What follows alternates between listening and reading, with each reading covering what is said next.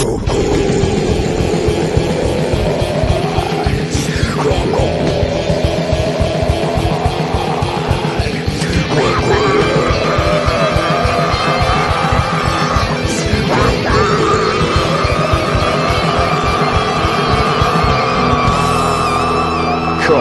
get some.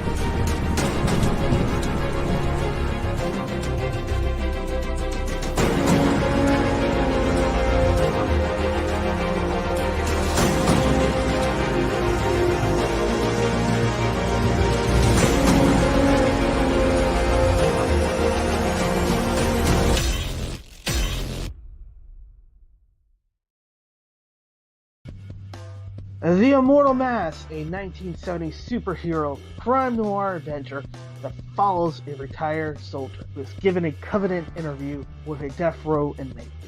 What he learns from the interview thrusts him into Atlanta's shadowy underworld.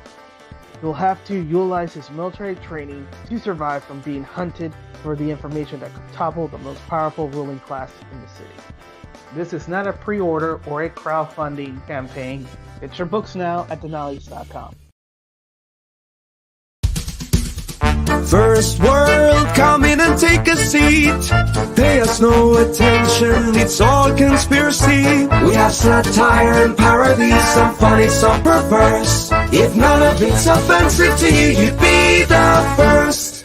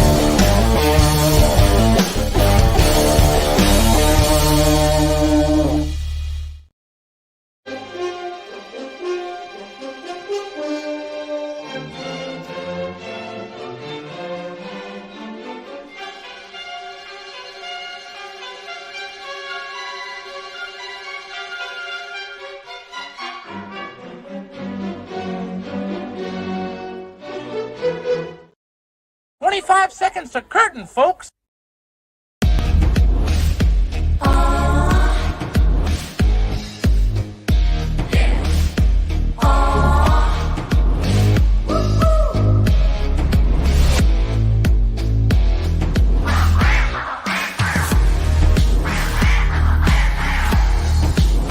Your favorite podcast, it's Critical Blast. Ladies and gentlemen, Mr. Erik Hodson. Erik, welcome to the show. It's been forever, and everybody's waiting for you and excited.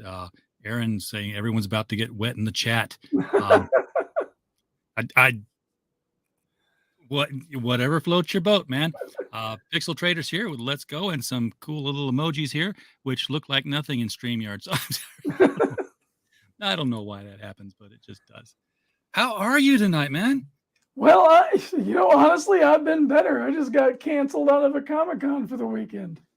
Yeah, you were telling me about that. Your plane ticket canceled you. Yeah, Alaskan Airlines. All flights to Seattle, which is the only way to jump into Alaska, is nothing until like Sunday. So are they like expecting a railroad explosion to happen somewhere they don't want to fly over it, or what? Yeah, might be some more weather balloons out there. I don't know. Could be. But, they didn't give you any excuse, any weather pattern or anything? Airlines always blame everything on the weather, so they don't have to pay for it. Yeah. That's their little out. Okay, so all flights are grounded from Washington to Alaska. I'd be like looking at the Weather Channel, seeing what's going on. Well, that sucks because I would hate it. I still got a convention this weekend though, because we got Great Lakes Comic-Con out here, up there by the Macomb Community College area, and my agent was going to be up at this one by himself, so now we're just going to hang out and go see Cocaine Bear on Friday night. Hey, I really want to see that. I cannot wait for this movie. I'm so jazzed about it. I'm thinking I'm going to see it Saturday when I run into Rogers, Arkansas, hit the theater there. Oh, nice. And I saw a trailer yesterday for another film that I want to see. It's like Rambo in Finland. It's called Sisu. Oh, and this is new. Have you seen it? No, I have not seen this one. Oh my God, it's like an old retired Finnish soldier, and he's a gold miner now, and he finds gold. So he's got a bag of it, and he's got his little dog. It's by the same guys who did John Wick. Oh, yeah. This sounds like a must-watch. Nazis find him, and they want his gold. And he's killing Nazis right and left in the most horrific, brutal fashion. What's this movie called? Sisu, S-I-S-U. It's a Finnish term for basically grit and determination. Okay. Where's it streaming at? Nowhere yet. It's going to be in theaters. Oh, theaters. Okay. Yeah. It's a theatrical release. Sweet. I'd love to find it and play it on the air, but you know what YouTube would do if I did it. Oh, yeah, no. You can't share streams and trailers because they're all copyrighted, which, they should be, but there should still be shareability. It doesn't. That's what they want us to share it. Yeah. Yeah, I mean, if we shared a trailer for a movie and the algorithm could prove you drove traffic to it, you should get a percentage of it. Exactly. You should get paid for it. Yeah. That's I think that's a fair trade. Free advertising, no more. So if you were at the con, what would you be doing right now? What would you be promoting? Oh, well, my gosh, I got so many irons in the fire. I feel like a blacksmith. So get this. Not only do I have my Dreaded Dinosaur webtoon, which I'm working on 2 different books right now, and I can't wait to bring those out. Not only do I have that going for me, not only do I have of course, the Roddy Piper Kilted Avenger comic book. I'd be definitely promoting the heck out of that. But I got a really interesting opportunity that came to me last year to work with a gentleman who has one of the most impressive comic book collections in the world. In fact, I believe it's the second most valuable Superman #1 in the world. Oh, wow. As part of this collection. and where there is a documentary being filmed called Selling Superman.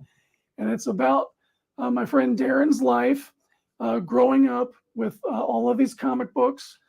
His father wouldn't let anybody look at the comic books. He just hoarded them in boxes. He had some form of autism, Asperger's or something like that, that he also kept hidden. So he was maniacally collecting comic books. And it's just an incredible story about how inheriting this collection has given Darren a chance to heal his family from the trauma that they had from their father with this collection. It's a wonderful story, and it's a pleasure for me to be a part of it. Yeah, we hear lots of stories about families that are, broken or damaged because of addiction. And we always think, drugs and alcohol. But, addiction is anything that takes money away from everything else and, feeds whatever pleasure centers in your brain are activated by it. And certainly collecting comics could be, considered that, I guess. Yeah. So we have a preview for the documentary, a preview trailer for the documentary. It's still being filmed. I'll get to have my first IMDb credit. Yes, So there you go. Looking forward to that. And then, we have an announcement later on. It's going to be happening between CGC and Heritage about the auction of the book. So after their announcement, we're going to talk a little bit more about what else that I'm doing. I'm doing art for this in some capacity, and can't wait to be able to talk about that after the announcement. But, so I have to imagine that, the Superman book is obviously the focus of the film, but he had to have had other things in there that are also valuable. Yeah, the first thing that's going to be sold from the collection is the Batman #1. It's an 8.0, and that'll be going on. And then the auction starts in March, so that's when all of the announcements are going to be made between Heritage and CGC and Fantast, which is This is going to change that family's life. Oh, my friend Darren is not hurting for money. He's a successful businessman, owns multiple businesses. He's very intelligent. He's always taken care of his mom and his brother. And he's one of his companies, Watech. It's financial. It's like web financial. Okay. Internet financial type company. Fintech. That's the term I was looking for. Yes. Financial technology. That's company. my day job. Yeah. I work with fintech companies and data science. So. Yep. Yeah. So that's just one of his businesses, and he's been very, very fortunate and very, very hardworking. Had a lot of, so they're not hurting for it, but it's not about the money with him. What you'll see in the trailer, he really wants this to share this collection with people who love comics. And he's doing it in a pretty not only offering some of it for sale, but he's the whole story of this is to try to find people that love comics that want to just kind of share the experience of what this collection is, and so that's more his motive. When it goes up for auction, I just want to read the docket or whatever they call it. Here's what's coming up next. Oh, if I had money, But here's the question: if that book was your grail and you had it, would you sell it? No. It would be the repeating story. My son would sell it. Yeah. He doesn't care. He would get rid of the entire comic book collection tomorrow if he thought he could make a buck on it, except for the Archies. He'd keep his Archies. Different strokes, man. Yeah.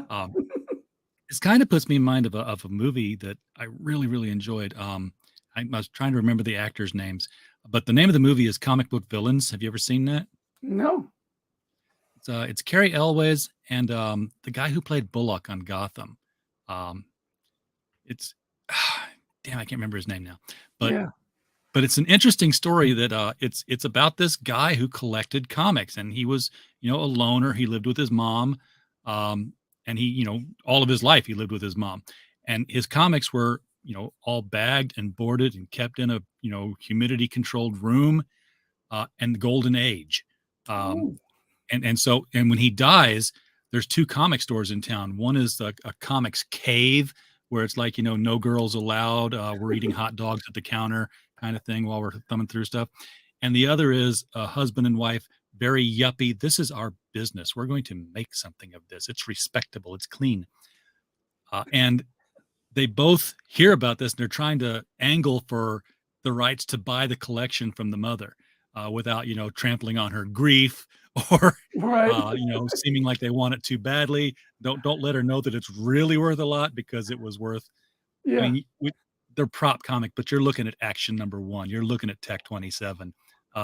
You're looking at the whole beginning of the Marvel Universe, Wow. all in 9.0 or better shape. And it's heartbreaking at the end of the film. I mean, just you'll cry and then you'll laugh, but you'll still cry, because you can imagine if that were you in that position.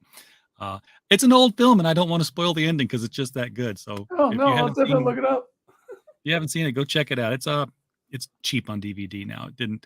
Right. Dang it! What? I've got to look up that guy's name. Well, while you're doing that, I'll tell everybody the other big thing I'm working on is a little project with my friend Pixel Trader, and it's going to be written by the wonderful Piper, and it's Ariel, the Little Mermaid. The Little Mermaid. Everyone around her is going to be under the siege. Yeah. Yeah, great little idea. Pixel floated it out there on Twitter one day, and he had done, he experimented with some AI and just came up with a mock thing from AI of what, a merchant of death that's also a mermaid would look like. And he's like, yeah, let's do it. He threw up a little threw the logo on there. And the minute I scroll it, I just instantly messaged him, I want to draw this for you. Yes. Please, I know I'm drawing this for you. We're working on this. We're doing this. And Piper had the same response, basically. She messaged me, what are you going to do? Blah, blah, blah. So yeah, the whole thing's come together. It's going to be charming and violent and sexy and all those things that comic book people love. You could spawn an entire line of take no prisoner princesses out of this thing.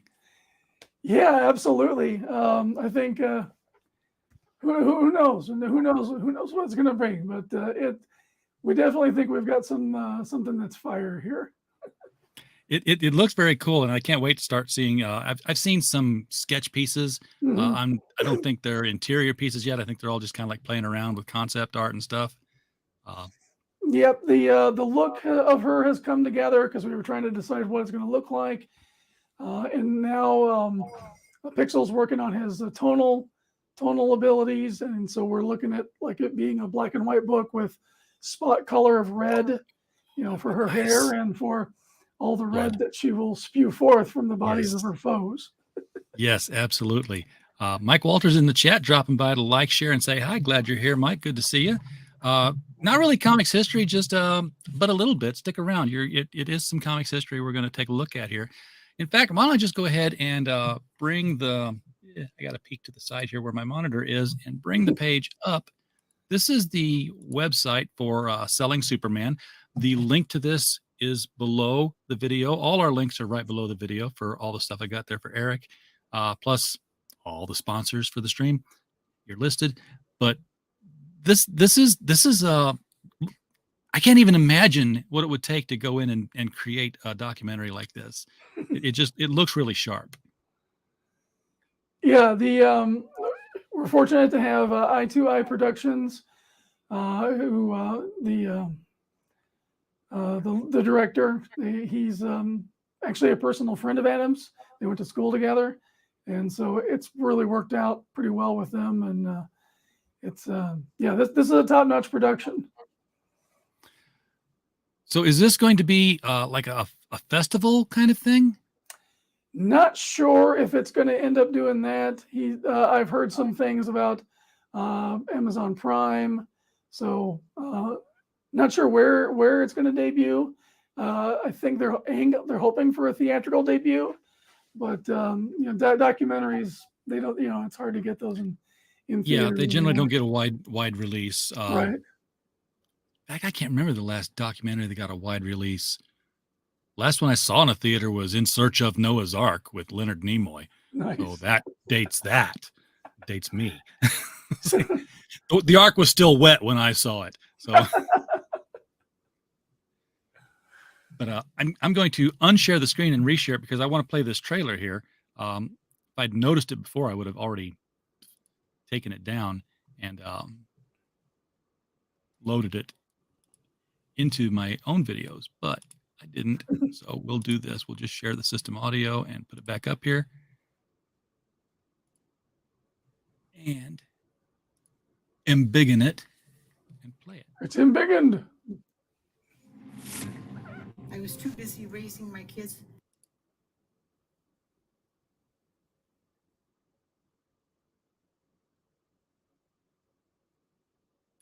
And that's why I never share videos, because they do that. Certainly. I'm going to take it down. I'm going to take it down, and I'm going to do exactly what I said I was going to do before. I'm going to steal it off of YouTube. It is on YouTube, isn't it? I do not. It's a Venmo link. Oh, no. Vimeo or whatever. Well, there are ways to do this. But they take way too long to be doing live on stream. Yeah, I can't steal it. It's not like a Kickstarter video where I can go in and look at the page source and get the MP4 and do all that. So let me. I wonder why I can't just go to the web page.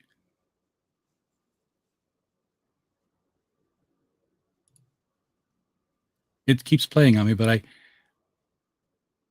sorry guys, I can't get the trailer. Go to the page and watch the trailer. It keeps freezing on me, and I've got good internet, so I don't know why it's doing that.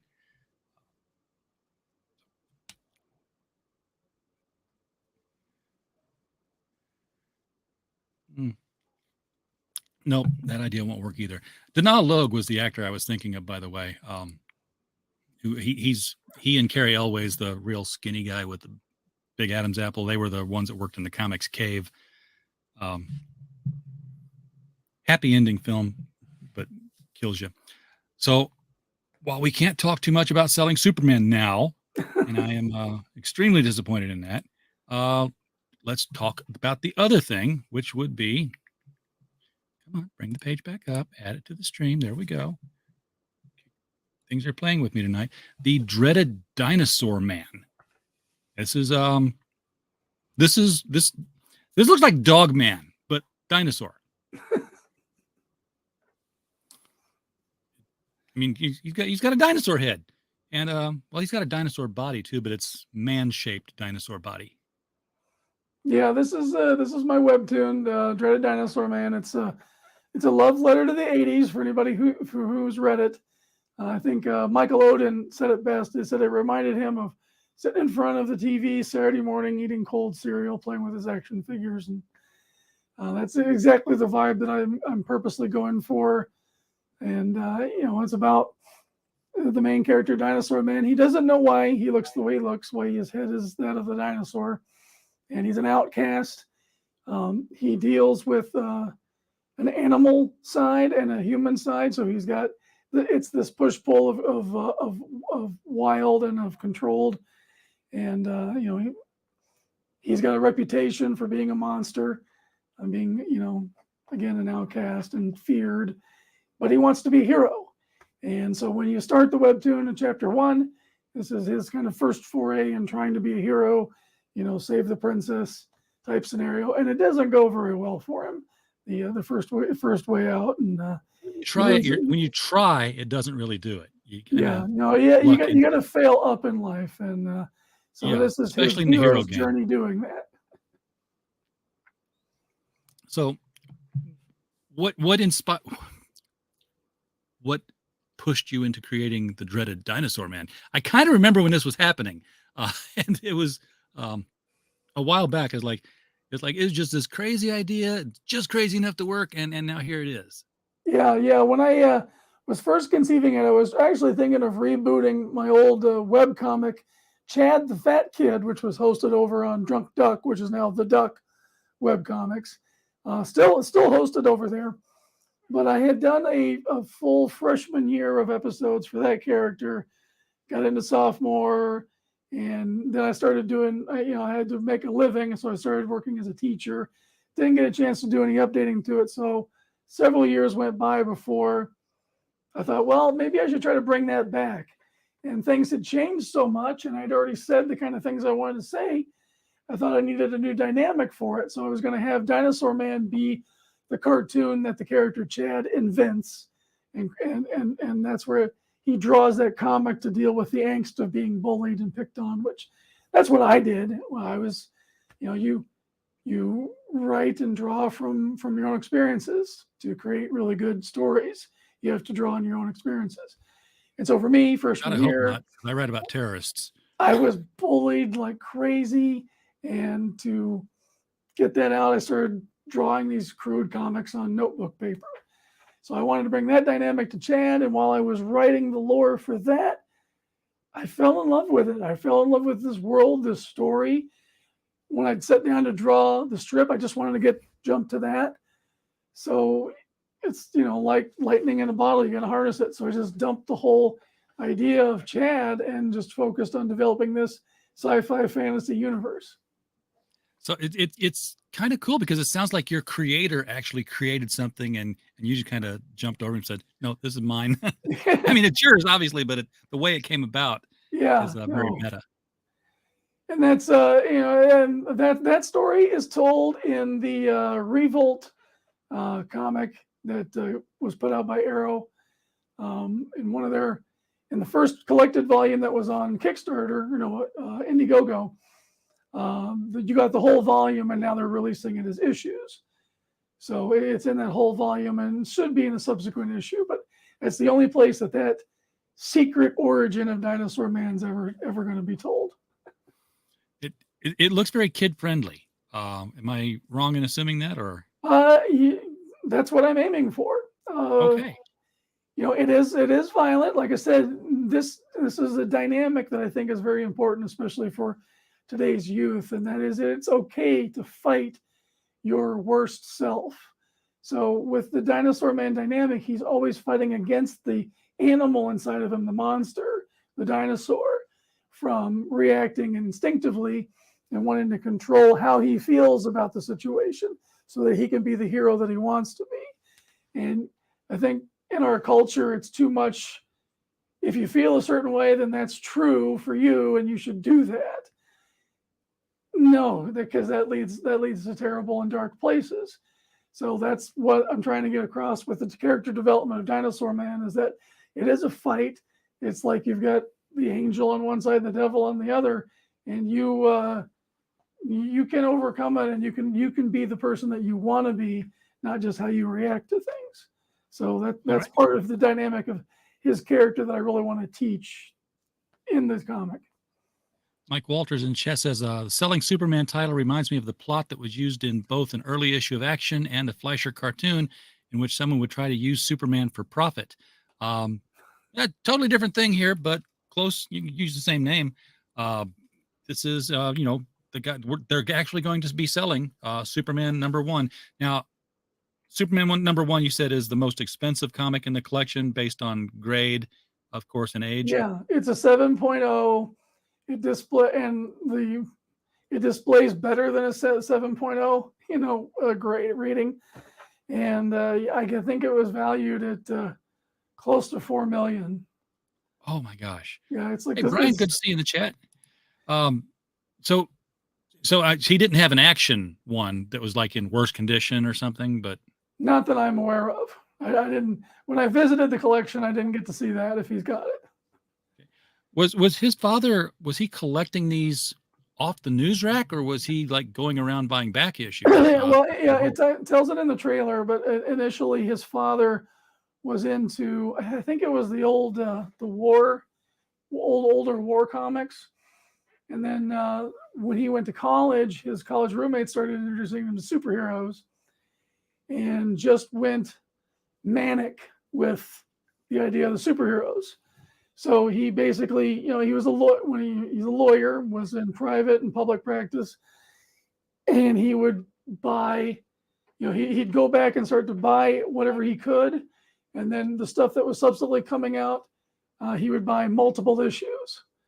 So part of the collection, for example, is a short box that is half full of Ghost Rider #1s.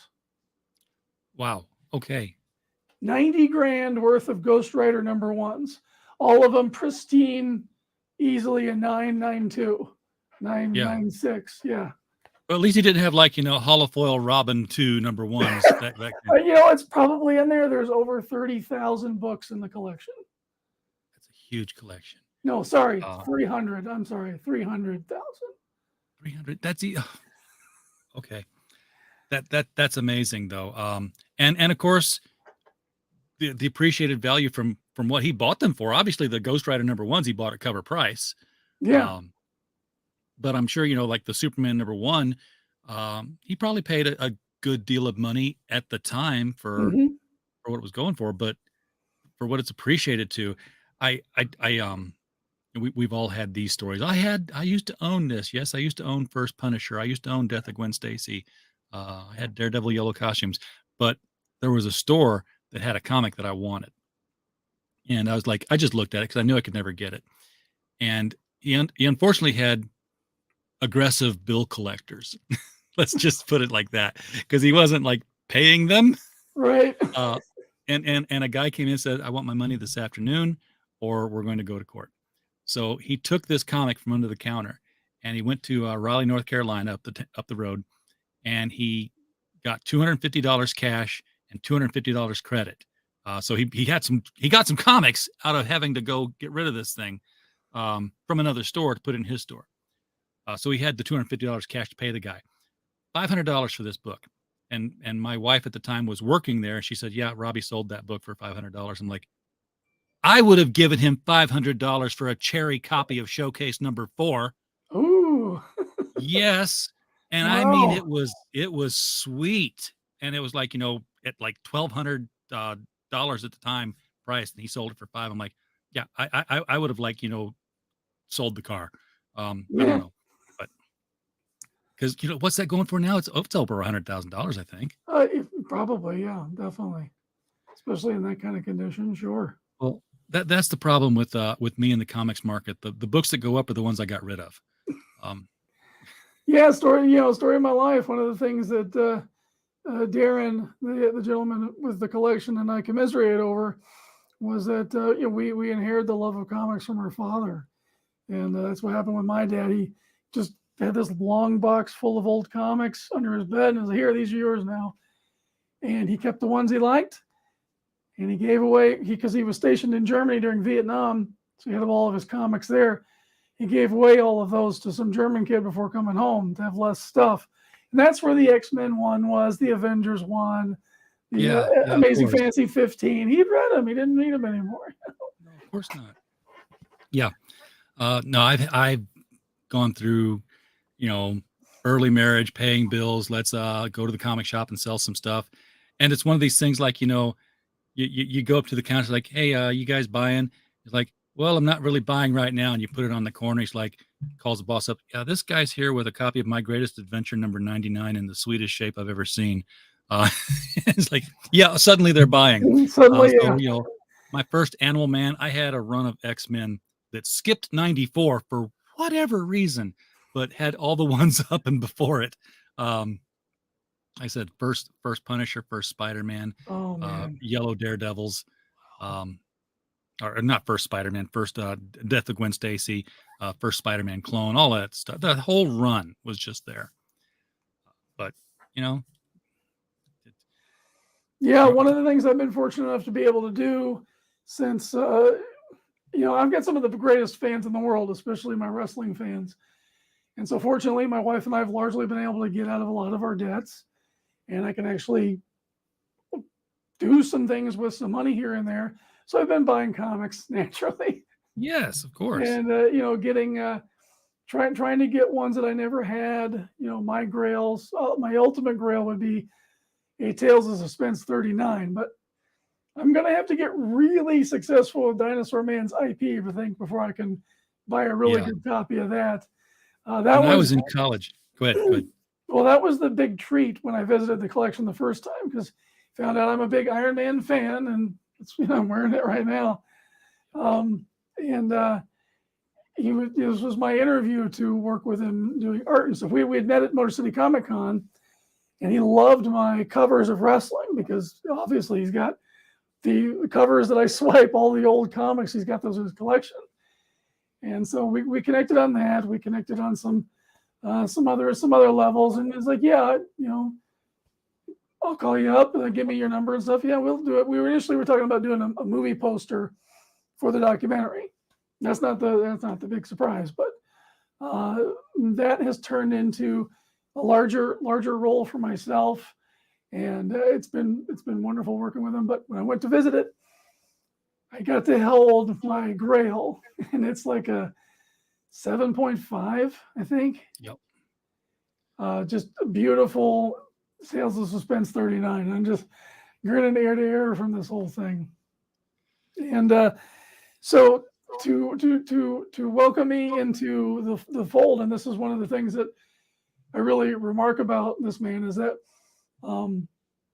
because of what he went through, because of the collection and what he knows it means to people, what it means to himself, and what these heroes mean to us, our comic fans. For me, Iron Man was a fantasy that I loved because I didn't get along with my peers. I was bullied. So the idea of having a suit of armor I could hide in and be stronger than I think I am, that really appealed to me. So that's why Iron Man became was my favorite growing up, and of all the Marvel stuff still is. But he's one of the most grounded. I mean, yeah. Granted, the tech is off the scale, but underneath it all, he's one of the few guys that's just a guy. Yeah, despite being brilliant and rich beyond all imagination, still a human being with major flaws, and that's his constant cycles of redemption, damnation, and his damnation in his own hands. You think of the demon in a bottle scenario, that whole storyline, and then it ultimately leads to him not being able to walk at all anymore, and having this nano suit basically keeping him alive constantly. There's always that fall off.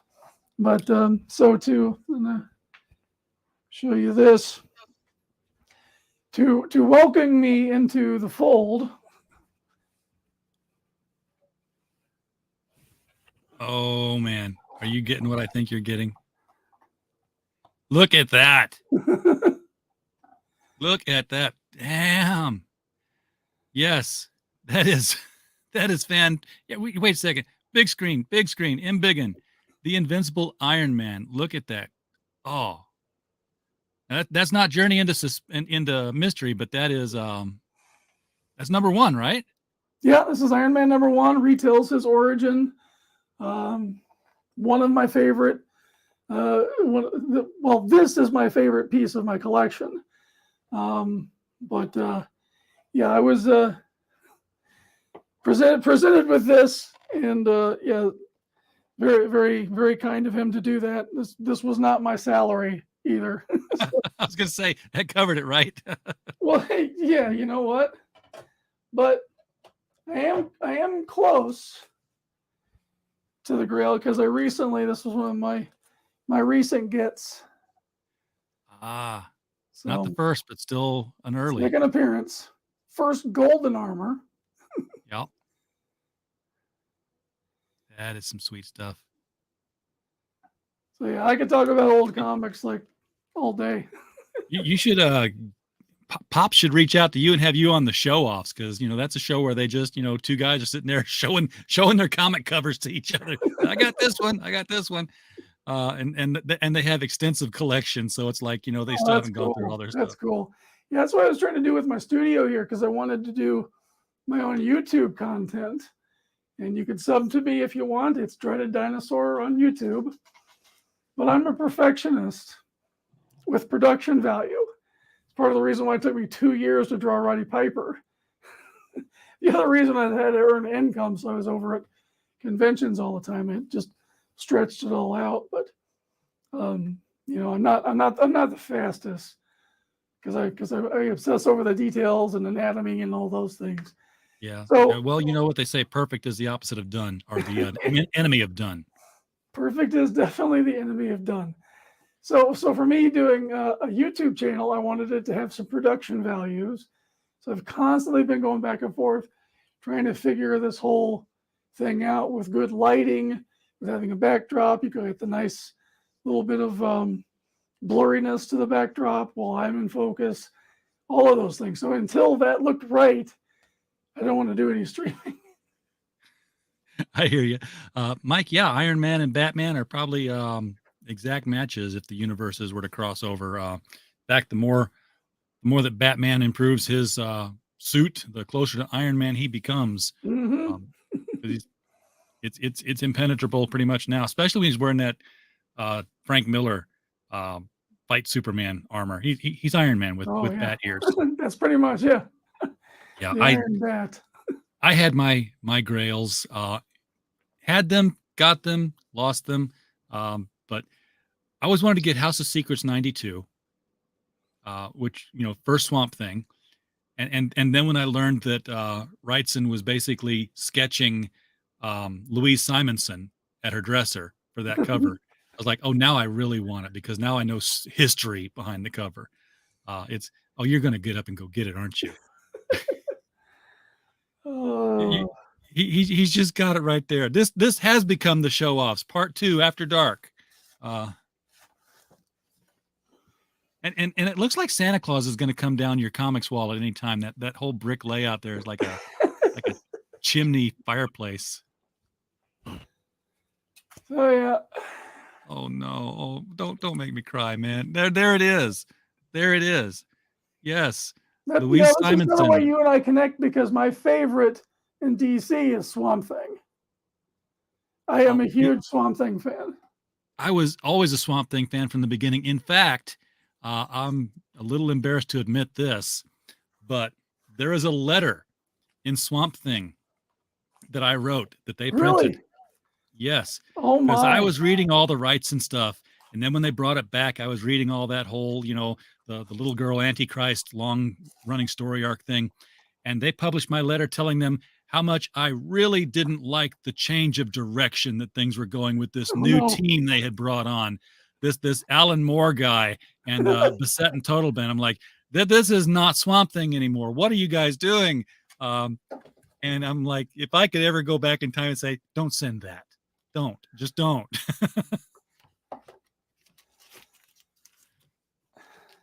Any idea what issue it's in? No, I do not. But it's got to be a couple issues after the anatomy lesson. Right. In fact, I ended it with the very bold statement: "Give me original Swampy or give me Spider-Man." Knowing I was writing to a DC comic, I was like, "Oh man, yeah, that'll show them." Yeah, that's hilarious.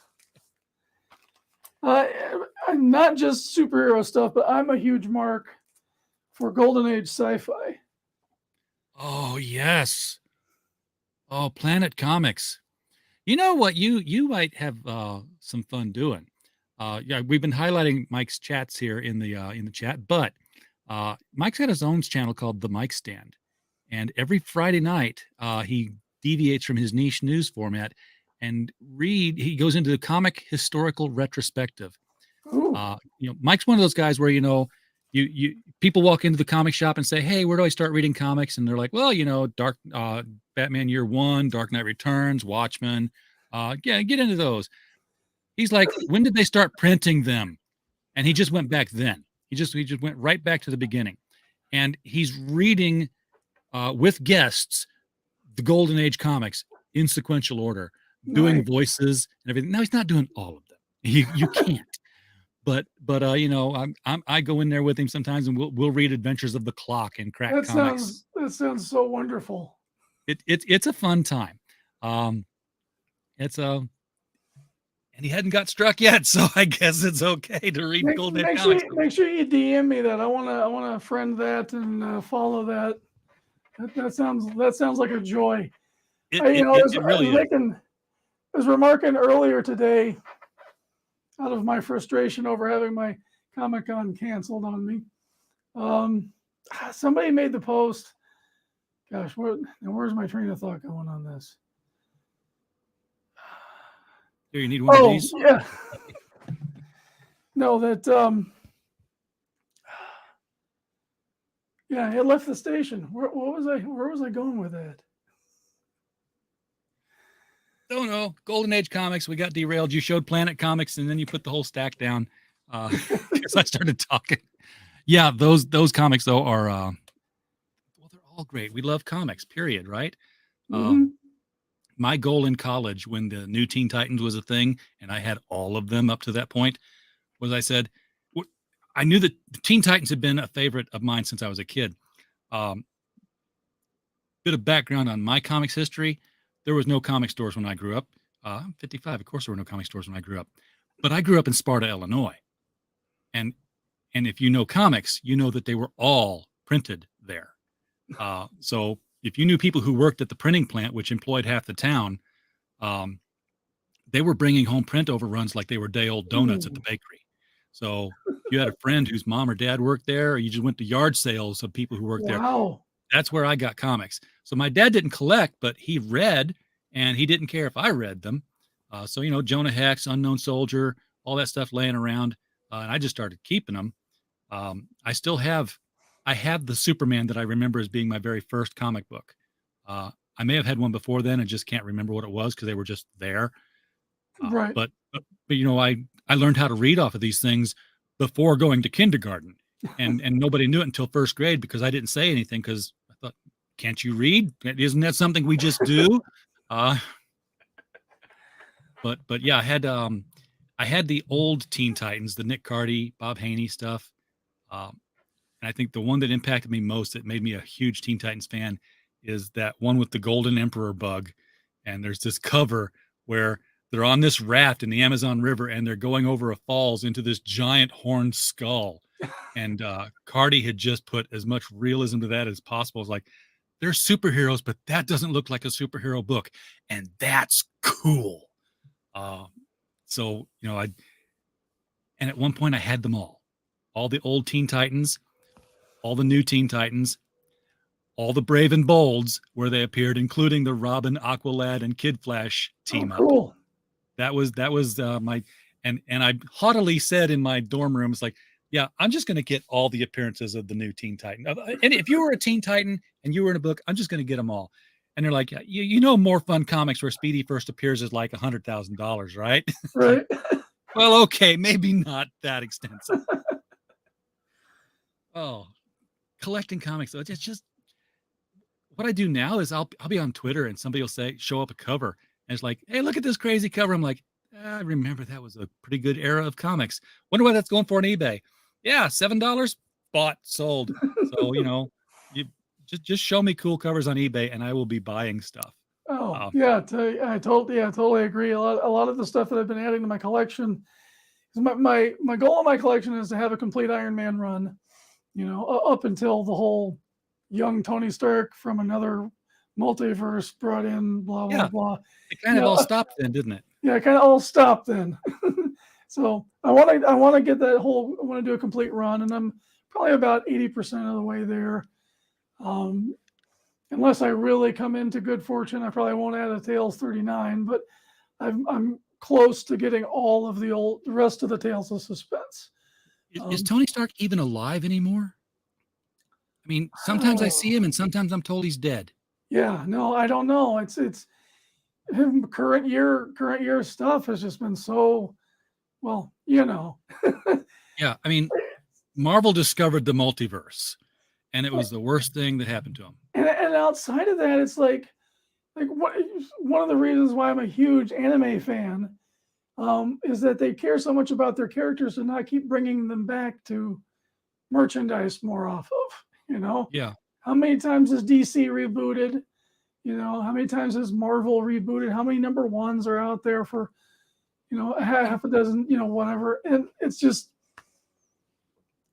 I can't invest in a character that I know is their life is meaningless because you're just going to reinvent them in a couple of months. Exactly. I mean, back in the 80s, Bob Rozakis, the Answer Man, there was a standard question that would always come in to ask the Answer Man. I was like, you know, how old is Batman? How old is Superman? And the answer was always, they're 29 years old. They've been doing this for 5 years. And it's like, it's just a moving 5-year window. Yeah. Doesn't matter where you jump in at. They're 29. They've been at it for 5 years. So you just buy that because yes, we know Superman met Kennedy. Yes, we know Superboy met Kennedy. Kennedy wasn't president for 20 years. You just swallow that stuff and take it. But at some point, Robin put on the Nightwing costume and the clock started ticking all of a sudden. Because now you couldn't swallow it anymore. When there's a second Robin and there's an age difference, you're like, oh, that's not 5 years. Yeah. And so for me, I'm trying to, with Dinosaur Man, not do that. I have a distinct beginning that I know, and I have a distinct end that I know. And I got a rough idea of how I want him to get to those points from point A to point B. And of course, you know, as a writer, if you come up with a new story, you can do it, but you're not forced to. You're not, you know, correct. Saying, what's he going to do next month? Or, you know, I've got to have him do something or I lose the trademark for the T-shirts and the lunch boxes. Right, exactly. But, you know, that's an important thing. You know, it's like beyond the tchotchkes that come with crowdfunded books, you know, I got a prototype here for a plush doll. Oh, that's cool. For Spaz the cat. Spaz is Dinosaur Man's sidekick. He is a cat person from a faraway planet, and the stars that he sees at night with Dinosaur Man are not the stars of his homeworld. So he has no idea how to get back to his homeworld. Yeah. And so that's not only huge. That looks well built. Yeah, this is from a company called Budsies, and you know, you can do that. It's based on your sketch that you send in, and then they have a whole program for, you know, disadvantaged youth and children in hospitals to turn their drawings. You know, it's a one-time thing. You turn their drawing into a stuffed animal. Oh, that's a really cool thing. But you know, they have a corporate production side, a retail side. And so this is a prototype doll. I think if I actually do make it, it's going to be much smaller. I just wanted them as big as possible. Yeah. You know, so this is my one of one. But I think a little like a 12-inch doll would probably. You knocked your mic over. Would be pretty good. Yeah. You sit right there. Yeah, Woody, that is Spaz the cat. And make sure that that's always Spaz with a short A vowel sound. If you call him Spaze the cat, he may take offense and then run off. Yeah, no, he's based off of a cat that I had who sadly passed away in 2017. But he was my first cat as an adult that I adopted myself, and that was his name. We named him that because he would constantly zigzag all over the room and stuff, and just be all crazy. Sounds like a typical cat. We were talking about the Mic Stand channel, folks. And I just want to remind you at the top of the hour here as we sign off, you can hop over to the Mic Stand where Mike Walters covers the niche news of the day, everything in comics, manga, and professional wrestling, as well as niche history. What? Oh, let's zoom. Now this looks like a miniature He-Man with a dragon head. There we go. This is Dinosaur Man. Yeah. The action digging figure. it. This is a 4-inch. So is that going to be a tchotchke? What's that? Is that going to be a tchotchke on the crowdfunder? I'm hoping to have about 100 of these available. That's the goal. That is so cool. You know, a lot of people are doing these Keshi things now, which have absolutely no articulation to them, but are apparently a thing that people like. One solid molded piece of a kind of flexible rubber, so they kind of flip and wrestle and stuff. Yeah, no, there's like micro brawlers, or is it one brand of like little wrestler buddies? Yeah, it's the same idea of the the stuffed animal wrestling dolls, only it's just a little rubber figure. I remember those wrestling dolls. That takes me back. Yeah, the originals, when you and I were really little, they were just like giant one rubber piece. Yeah. You could hit somebody over the head with them, and they're at least a foot tall, I think. I think they were 12-inch figures. They were I remember amazing. them being really big. So folks, if you are wanting more of Erik Hodson, if you've checked out the link to Selling Superman down below, if you've checked out the webtoon for the Dreaded Dinosaur Man down below, if you are waiting on pins and needles for the little AR-13L, is that how it's being said? Is it AR-13L? I'm not sure. We haven't had an actual Zoom meeting about it, so I've never heard anybody else pronounce it. I think it's supposed to just be Ariel, but yeah, well, it's supposed to look like Ariel. I don't know if you can actually say Ariel. That's the thing. But it's the Little Mermaid. Be sure you tune in for the Little Mermaid. Pops, good to see you here. We're just getting ready to sign off, but glad you made it in. You got to Pops. You've got to get this guy on the show offs. Scroll back and watch some of the books he threw up on screen here. You will fall over just seeing some of that stuff. Get him on the show offs. And of course, I'll send you the link to the mic stand after this for the Friday night show tomorrow night. In fact, wow, the week disappeared. But you said you're a busy guy. You got a ton of irons in the fire. We've got 3 projects up here on the screen. Mm-hmm. Where will people see you next? Convention-wise, book-wise, whatever it is you're doing. Convention-wise, I've got a small show here in Clawson, Michigan that I'll be doing in March. And then also at the end of March 31st, April 2nd, Steel City Comic-Con in beautiful Monroeville, Pennsylvania will be my next live show. And as far as books here, I've got 2 Dreaded Dinosaur Man projects in the works. Also finishing up a Darren McCarty book I've been working on with Mess Bucket Comics. And we also have issue 2, the follow-up for Roddy Piper, which is a comic book starring the British Bulldog. So I've got that in the works as well. And you can find everything at erikhodson.com and go from there for the most part. Why is that a link I did not have ready to go? I should have. So it's in the chat now, folks. And I'm going to add it to the description right after the video here, so you can check that out too. But Dreaded Dinosaur Man, Selling Superman looks like a heart-wrenching, heartwarming story of family and comics, and it's going to make me want to go to that auction. I just know it.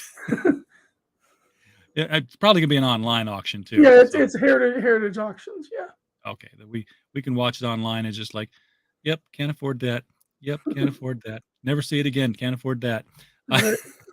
All right, Erik, thank you for coming on tonight. Appreciate you taking the time out, especially with last minute notice there. I'm like, hey, I don't have anybody for a show, and Erik stepped right up and said, "Here I am, Lord, send me."